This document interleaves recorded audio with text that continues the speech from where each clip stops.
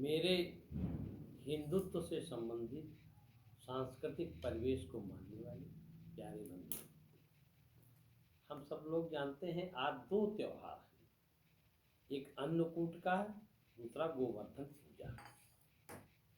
बहुत लोगों को ये मतभ्रम होता है कि कृष्ण के काल से ही अन्नकूट की परंपरा है।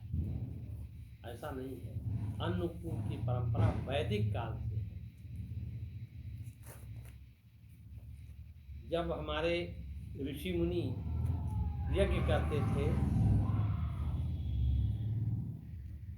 और यज्ञ में समिधा देते थे, इंद्र मित्र वरुण, इनकी परंपरा बहुत पुरानी है, क्योंकि ये प्रकृति के देवता थे और सर्वप्रथम प्रकृति पूजक के रूप में हमारी वैदिक संस्कृति बनती है।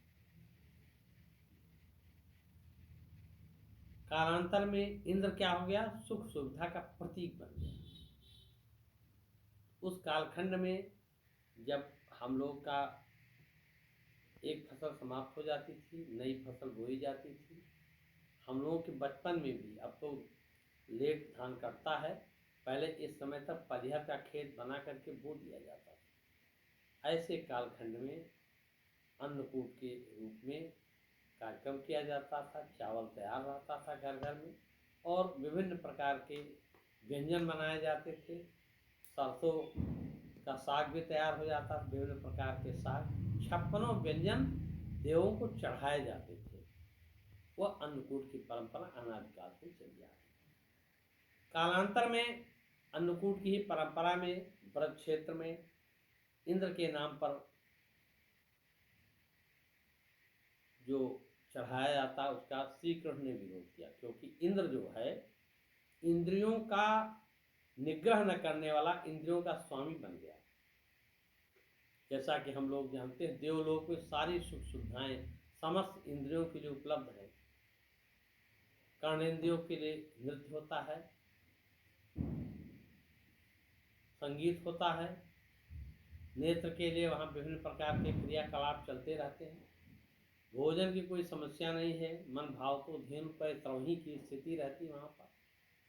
ऐसी स्थिति में स्वाभाविक रूप से आदमी के अंदर अहंकार हो जाता है। तो इंद्र धीरे धीरे अहंकार का प्रतीक हो गया, राज सत्ता का प्रतीक हो गया। इसलिए श्री कृष्ण ने विरोध किया, क्योंकि ये वास्तव में जो गोवर्धन पूजा की कहानी है, यह राज सत्ता और जन सत्ता के बीच का संघर्ष है। इंद्र में अहम था, इंद्र में भोग विलास की प्रवृत्ति थी। भगवान कृष्ण ने कहा, आप कुल देवता की पूजा करिए, स्थानीय देवता की पूजा करिए और उसके लिए सब लोग तैयार रहिए, किसी भी परिस्थितियों में सबके समक्ष लड़ने के लिए। गोवर्धन भगवान कृष्ण ने कनिष्ठा उंगली पर उठाया था, परंतु सारे ग्वाल बाल, कोई डंडा लिए हुआ था, कोई बांस लिए हुआ था, कोई अपनी लपटी लगा करके लगाया था, कोई हाथ से ही लगाया हुआ था, जैसे जन सहभागिता की प्रवृत्ति उत्पन्न हो। जैसे राम के कालखंड में सारे बानर भालू सब लोग लगे थे और उनके साथ मिलकर के भगवान राम ने आतताई रावण का वध किया, ऐसे ही कृष्ण ने भी यही दिखाने का प्रयास किया कि हम जन आंदोलन कर रहे हैं। समाज के सारे लोगों को एकत्र करके उनकी शक्ति के माध्यम से हम इंद्र या राज सत्ता का विरोध कर रहे हैं। राज सत्ता के विरोध में हर व्यक्ति लगा है। अब लोग कहते हैं केवल कृष्ण उठाए थे, तो जो हमारे यहाँ कहा नहीं जाता है कि God help those who help themselves, जो अपने लिए स्वयं तैयार होते हैं उनकी सहायता करता। नहीं तो हमारे सोमनाथ का मंदिर तोड़ा जाता रहा, 1200 से अधिक शर्ताधारी मल्ल युद्ध में प्रवीण वहाँ पर हमारे संत थे, हमारे नागा थे, लेकिन वो केवल यह प्रतीक्षा करते रहे भगवान शिव अपने आप इनकी सेना का, महमूद गजनवी को समापन कर देंगे। ऐसा नहीं, स्वयं अपने अंदर यह संदेश दिया था उन्होंने, जो कालांतर में हमने ध्यान नहीं दिया कि ईश्वर उन्हीं का सहयोग करता है जो जनता के साथ जन सहयोग के साथ चलते हैं।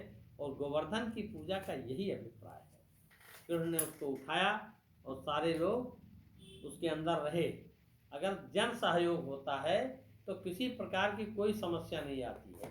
कहने का अभिप्राय है, कितना भी राज सत्ता नाराज हो, इंद्र ने पूरा प्रयास किया कि डुबो दिया जाए ब्रजमंडल को, लेकिन कृष्ण और उनके सब लोग जो सखागण थे, वो सारे के सारे लोग उससे मुक्त रहे 1 सप्ताह तक। अर्थात जितना दमन संभव है उतना दमन करने का प्रयास किया, लेकिन जब जनसत्ता उठती है तो दमन नहीं हो पाता है। ये एक बहुत बड़ा प्रतीक है, ये बहुत बड़ा हमारे जीवन दर्शन का अंग है। हम जानते हैं कृष्ण ने सदैव जीवन दर्शन प्रस्तुत किया, बचपन से लेकर अंतिम क्षण तक, और वो नीति कला के बहुत बड़े विज्ञ थे। महाभारत जैसा युद्ध भी किया जिसकी उनकी अग्रणी भूमिका रही, तो गीता का गम्य ज्ञान भी उन्होंने दिया। उन्होंने बढ़ बढ़ करके संघर्ष किया और आवश्यकता अनुसार रणछोड़ जी भी बन गए। ऐसे कृष्ण के ने एक जीवन दर्शन प्रस्तुत किया, जन सत्ता को, लोक सत्ता को श्रेष्ठ बनाया है राज सत्ता से। ये हमारा आज का संदेश है, और हम इसके अनुरूप अपने मन में भाव रखें कि हम जब भी समाज में एक साथ उठ खड़े होंगे, हमारे समक्ष कोई नहीं आगे आ सकेगा। इसी भाव के साथ हमें राष्ट्र और समाज का निर्माण करें। धन्यवाद।